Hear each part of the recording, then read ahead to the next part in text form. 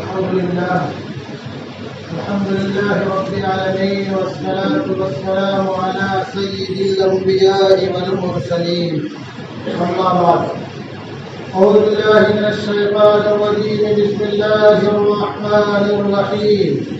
وأنكحوا الأيام منكم والصالحين من عبادكم وإمائكم من يكونوا فقراء يغنيهم الله من فضله والله واسع عليم.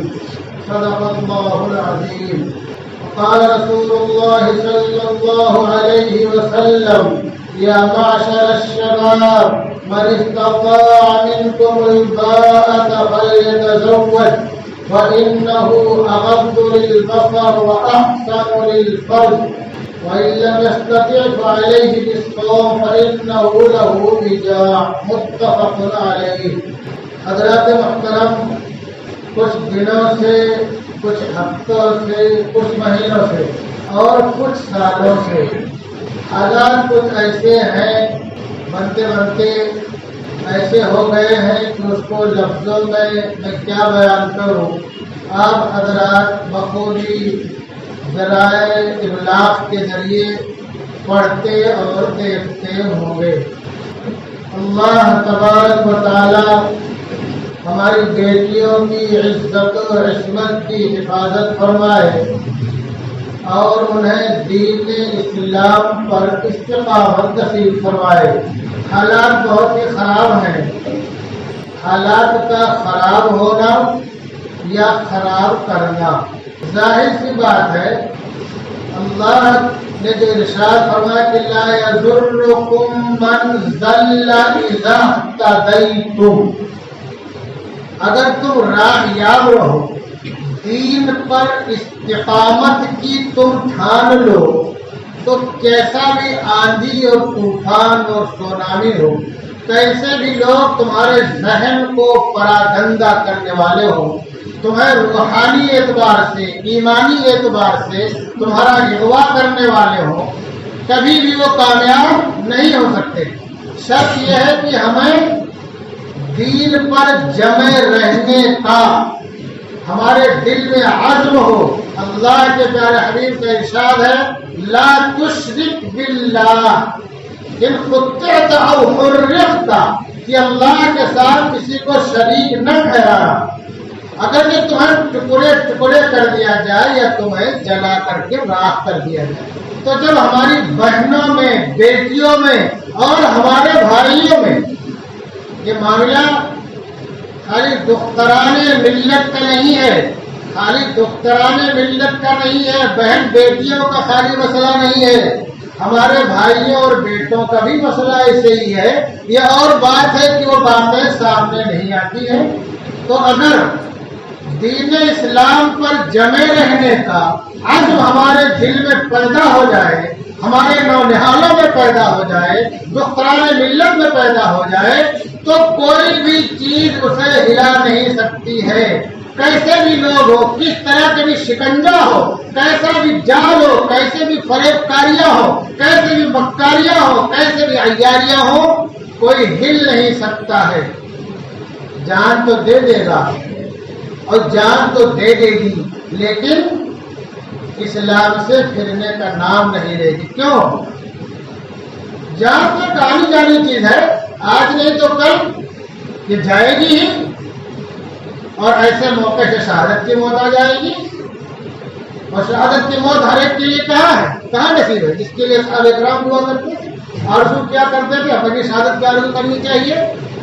تو صحیح بات تو یہ ہے کہ اگر ہم دین اسلام پر جمے رہنے کی ٹھان لیں تو دنیا کی کوئی طاقت ہمارے دل سے، ذہن سے دین کو کھرچ نہیں سکتی ہے.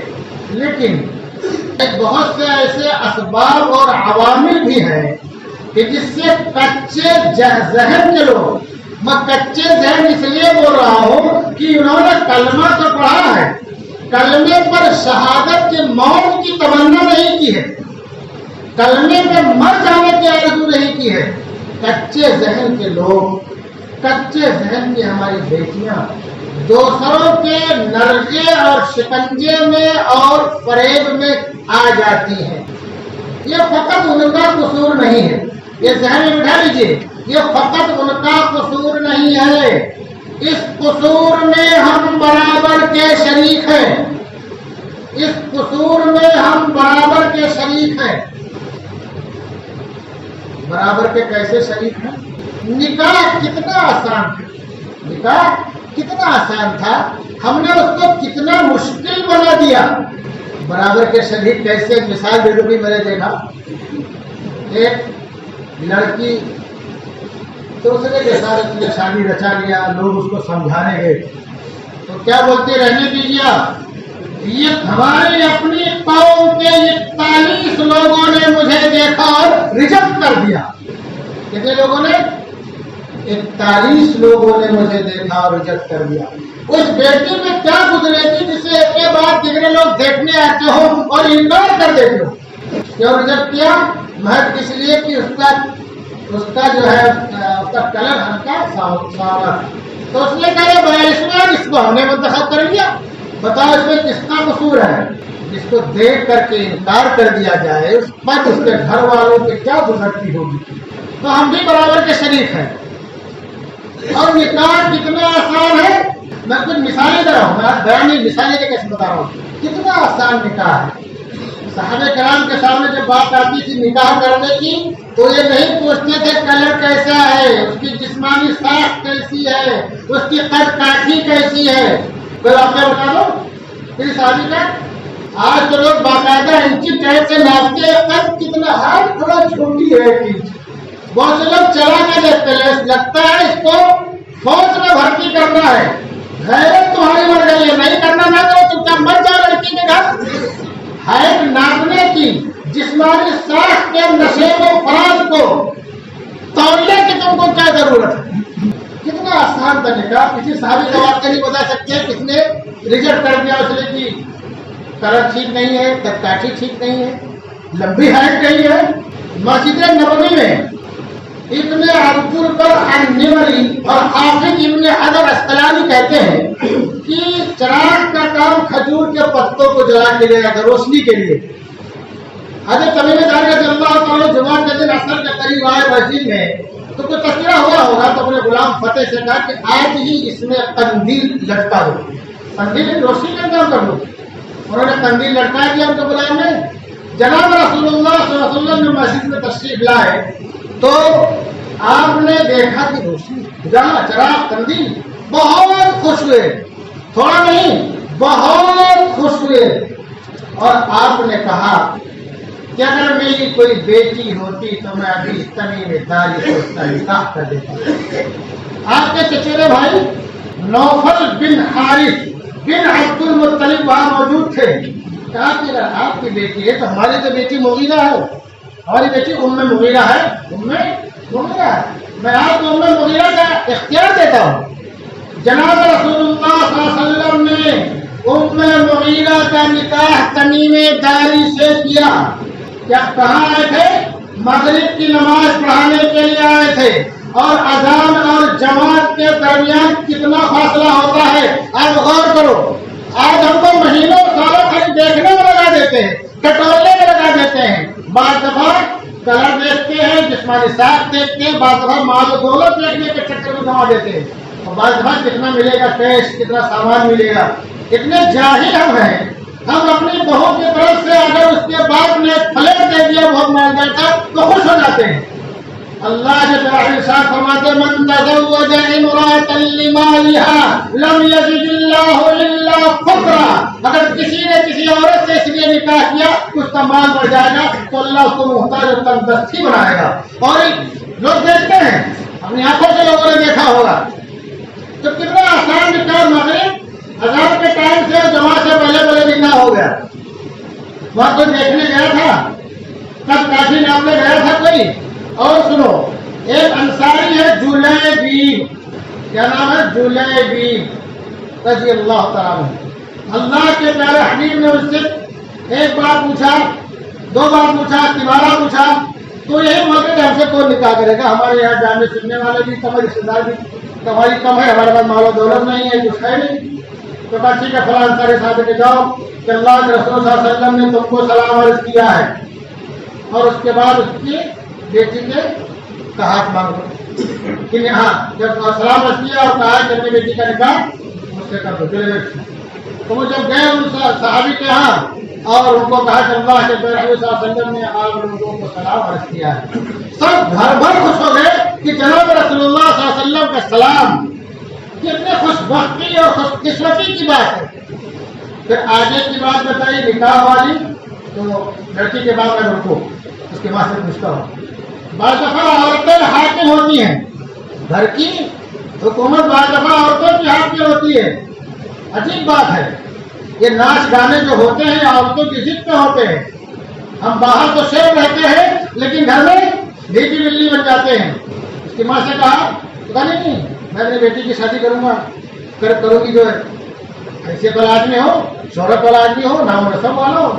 بیٹی نے سن لیا, بیٹی نے کہا سنو یہ اللہ کے پیارے حبیب نے پیغام دے کر کے بھیجا ہے, اور جب اللہ اس کا رسول کوئی فیصلہ کر دے تو کسی مومن اور مومنہ کے لیے اس کے انکار کی گنجائش نہیں ہوتی ہے. اللہ کے پیارے حبیب ہمیں ضائع نہیں کریں گے, ہمیں ضائع نہیں کریں گے. آپ اللہ کے حبیب کو اختیار دے دو.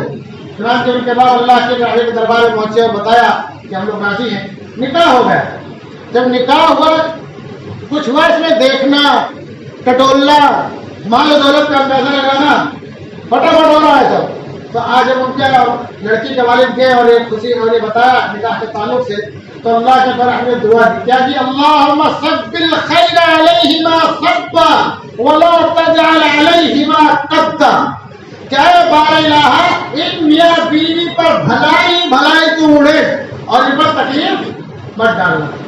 چنانچہ لوگ بیان کرتے ہیں کہ وہ بالکل اللہ سے بھکاری فقیر تھے, تنگرد تھے, لیکن نکاح ہونے کے بعد اللہ نے اتنا نواز دیا کہ لوگ بتاتے ہیں کہ اتنا خرچ کرنے والے بہت کم لوگ تھے, اتنے خرچیلے بہت کم لوگ. اللہ تبارک و تعالیٰ نے اتنا نواز دیا, اتنا نواز دیا. اسی لیے اللہ نے کیا کہا, وَأَنكِحُوا الْأَيَامَ مِنكُمْ کہ اپنے میں سے بے نکاحوں کا نکاح کرو.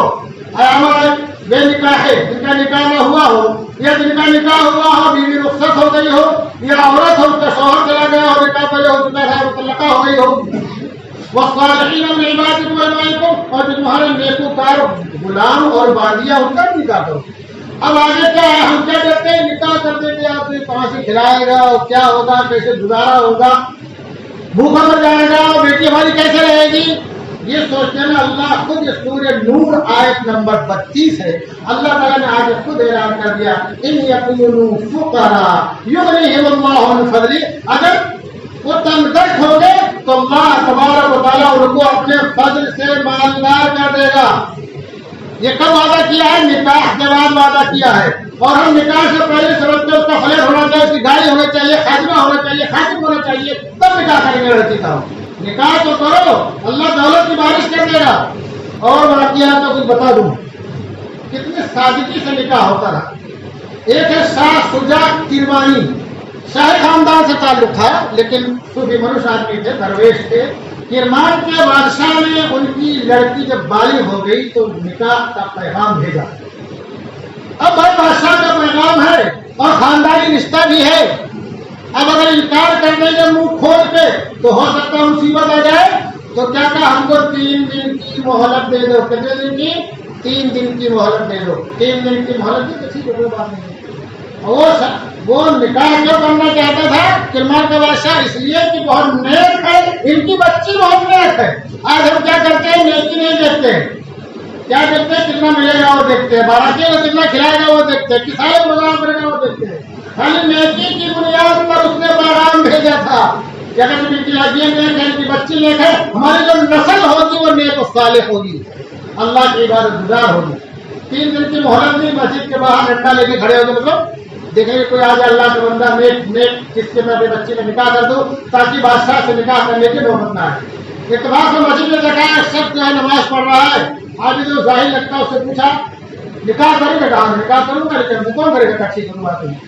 فوراً اپنی بیٹی اس سے بیاہ دیا, نکاح کر دیا, بیٹی کو رخصت بھی کر دیا, اور بیٹی سے کہا میں نے تمہارا نکاح بہت ہی متقی اور پرہیزگار شخص سے کیا ہے. جب بیٹی گھر میں گئی تو دیکھا تھوڑا پانی رکھا ہے اور کچھ ٹکڑا روٹی رکھی ہوئی ہے. تو کہا یہ کیا ہے؟ کہا اس کو کھایا تھا اور بچا دیا تھا دوسرے ٹائم کے لیے. تو صبح جب باپ سے ملاقات تھی تو کہا ابا آپ نے کہا کہ بہت متقی آدمی ہے وہ تو کنار وہ تو پانے نہیں ہے. باپ نے کیا ہوا؟ کہا کہ میں نے دیکھا وہ روٹی بھی رکھی تھی اور پانی بھی رکھا تھا بچا کر کے دوسرے ٹائم کے لیے. تو جس کو جو پانے ہوتا ہے وہ بچا کے کھو رکھتا ہے اس وقت اللہ تو ہم کو دے لے گا دوسرے ٹائم کھانے کے لیے کہیں سے. تو اتنی متقی پرہیزگار اور بچی تھی اور وہ اتنے متقی پرہیزگار تھے. روٹی بچا کے رکھنا کوئی آئے کی بات نہیں ہے، توقع کے خلاف نہیں ہے، لیکن بیٹی اتنی زیادہ پرہیزگار تھی اور کنار پسند تھی کہ اس نے سوچا شاید میرا شوہر خلاف کرنے والا نہیں ہے، یہ سر پہ رکھنے والا ہے. ایک واقعہ اور ہے، یہ سعید بن المسیب یہ ایک بہت مشہور تابعی ہے. ان کی بیٹی حافظ قرآن عالمہ، اس وقت کے خلیفہ عبد الملک، عمومی خلفاء میں بہت مشہور نام ہے. عبد الملک نے سعید بن مسیب کے پاس پیغام بھیجا کہ اپنی بیٹی کا نکاح ہمارے لڑکے سے کر دو جو کہ ولی عہد سلطنت ہے، یعنی میرے بعد وہی تخت پاک کا مالک ہوگا، اتنی بڑی دنیا میں اس کی حکومت ہوگی. تو سعید بن مسیب کا اڑ دیتا نہیں کروں گا، مستقل انکار کرتے رہے. یہ خلیفہ عبد الملک نے جو نکاح کا پیغام بھیجا تھا وہ محض اس لیے بھیجا تھا نیک اور صالح ہیں، ان کی بیٹی بھی نیک اور صالح ہے، ہمارے گھر میں جو پوتے پوتیاں پیدا ہوں گے اس کے ستم سے وہ سب انشاءاللہ نیک اور صالح ہوں گے، دیندار ہوں گے. میں تقویٰ اور پرہیزگاری کی بنیاد پر پیغام بھیجا تھا. دھیان رکھو آج ہم تقویٰ پرہیزگاری نہیں دیکھتے ہیں. اللہ کے ارشاد فرماتے ہیں کہ 4 وجہوں سے نکاح کیا جاتا ہے اور اس میں ایک وجہ کیا دینداری، اور دینداری سب سے بہتر چیز ہے کہ اسی کو اپنا اسی کو دیکھ کر کے نکاح کرو. آخرکار ان کے ایک شاگرد تھے، ان کا نام تھا ابو وداع. وہ آئے تو ان سے پوچھا، ان کے مجلس میں آیا کرتے تھے، تو کہا نکاح، پوچھا تو تیار ہو گئے ہو، فوراً نکاح پڑھا گئے. چھٹی جب شام ہوئی تو اپنی بیٹی کو ان کے گھر لے کر کے گئے ابو وداع کے. تو ابو وداع نے پوچھا کون؟ تو کہا وہ سعید. تو تعجب میں پڑ گئے کہ سعید بن مسیب تو اپنے درس و تدریس میں اور اپنی مسجد میں رہتے ہیں، تو یا تو مسجد میں کہیں جاتے نہیں ہو تو نہیں ہوں گے ساتھ کی، تو دوسرا ہوگا. لیکن دروازہ کھولا تو کون تھے؟ حضرت سعید بن مسیب تھے. اور جب میں پڑ گئے ابو وداع کا، تو کہا کہ میں نے سوچا کہ تمہارا نکاح ہو گیا ہے تو تم تنہا کیوں سو، تمہاری بیوی تمہارے ساتھ رہے، اس لیے میں تمہارے بیوی تمہارے حوالے کرنے آیا ہوں. کتنی آسانی سے نکاح ہو رہا ہے، سنو مسلمانوں. اور ہم کیا کرتے ہیں کتنے لمبے. ایک واقعہ اور سن لو.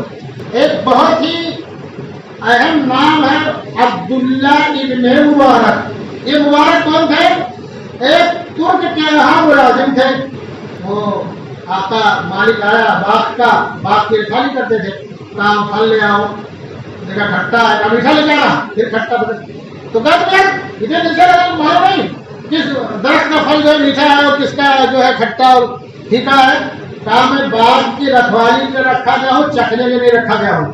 ہم نے آج تک چکھا ہی نہیں ہے کہ کس درخت کا پھل میٹھا ہے، کس کا کھٹا ہے، کس کا جو ہے پھیکا ہے. تو بہت خوش ہوا. پھر ان کو اپنے ساتھ اپنا دوست بنا لیا، اپنے گھر پہ لے گیا، ساتھ رہتے تھے. ایک دن ایک مبارک سے پوچھا کہ میری بیٹی والد ہو گئی ہے، اس کا نکاح کس سے کیا جائے. تو انہوں نے کہا کہ زمانے جاہلیت میں لوگ حسب اور نسب دیکھتے تھے، حسب اور نسب دیکھتے تھے، اور یہودی مال و زر دیکھتے ہیں، اور عیسائی خوبصورتی دیکھتے ہیں. لیکن اسلام میں کیا دیکھنا ہے؟ دینداری دیکھنا ہے. اب آپ خود فیصلہ کر لیجیے آپ کیسا داماد چاہتے ہیں. تو جا کر کے اپنی بیوی سے بتایا کہ انہوں نے ایسا مشورہ دیا ہے. تو بیوی نے کہا اس سے بڑا دیندار کون ہوگا، اسی سے نکاح کرو. ان سے نکاح ہو گیا. دیکھو ان کے یہاں کام کرتے تھے، نوکر تھے. آج ہم اپنے ملازموں کو اپنے پاس بٹھانا پسند نہیں کرتے ہیں. اگر گاڑی کا ڈرائیور ہے ہم ہوٹل میں گھس جائیں گے کھانا کھانے کے لیے، اس کو باہر ہی چھوڑ دیں گے. کتنے افسوس کا مقام. ان کے یہاں کام کرتے تھے. بیوی نے کہا اس سے بڑا نیک کون ملے گا، اتنا پرہیزگار، انہیں سے نکاح کر دو. انہیں سے نکاح کر دیا. اب اللہ نے اس نکاح میں برکت کیا رکھی سنو. ان کے بیٹے ہیں عبداللہ جو امام بخاری کے استاد ہیں اور امام ابو حنیفہ کے شاگرد ہیں. ایک عظیم محدث ہیں، ایک عظیم محدث ہیں. تو نکاح ہے، جب ہم نکاح کو سنت کے مطابق کریں گے اور جیسا کہ نکاح آسان ہے اس کو آسان سمجھیں گے، آسان سمجھ کے کریں گے تو اللہ تبارک برکت بھی دے گا اور ہمارے نونہال ادھر ادھر بھٹکیں گے نہیں۔ اللہ جب رحم کا ارشاد ہے من تزوج فقد استكمل نصف الدين فليتق الله في النصف الباقي، جس نے نکاح کر لیا اس نے آدھا دن پورا کر لیا اور جو آدھا دن بچا ہے اس میں اللہ سے ڈرتا رہے۔ امام غزالی نے کہا کہ اللہ کے پیارے حبیب نے لوگوں کو نکاح پر ابھارنے کے لیے فرمایا ہے تاکہ لوگ نکاح کرتے ہیں اور جلد سے جلد نکاح کر لیں۔ اور جہاں تک نصف دین کی بات ہے تو یہ حقیقت ہے کہ دنیا میں دو چیزیں انسان کے ساتھ لگی ہیں جس سے انسان ٹکرا نہیں سکتا ہے، اگر کوئی بولتا ہے تو اس کی بات ماننے لائق ہی نہیں ہے۔ ہو سکتا ہے غلط تعلیم نہ پڑے لیکن وساوس اور خطرات اور اندیشہ اور شہوت کا طوفان اس کے دماغوں میں ہر دم جو ہے منڈلاتا رہتا ہے۔ تو کیا کہا؟ دو چیزیں، ایک تو شہوت اور ایک پیٹ۔ تو جب نکاح کر لے گا جیسا کہ اللہ تعالیٰ نے کیا فرمایا فَإِنَّ لِلْبَصَرِ، تو یہ نکاح کے لیے حفاظت کا ذریعہ بن جائے گا، وہ احسن للفرج، اور شرمگاہ کے لیے چوکیدار بن کے کھڑا ہو جائے گا۔ اب یہ غلط جگہ پہ نہیں جائے گا، حلال راستے کو اپنائے گا۔ اور دوسری چیز کیا ہے؟ پیٹ۔ کیا ہے؟ پیٹ کی وجہ سے پتہ نہیں کیا کرتا ہے۔ تو نکاح تو بہت ہی آسان تھا، ہم نے اس کو مشکل بنا دیا۔ اگر ہم قرون اولیٰ کی طرف، پہلے زمانے کی طرف اور پہلے لوگوں کے طریقے کو اپنائیں گے تو آج بھی نکاح آسان ہو جائے گا، زنا مشکل ہو جائے گا۔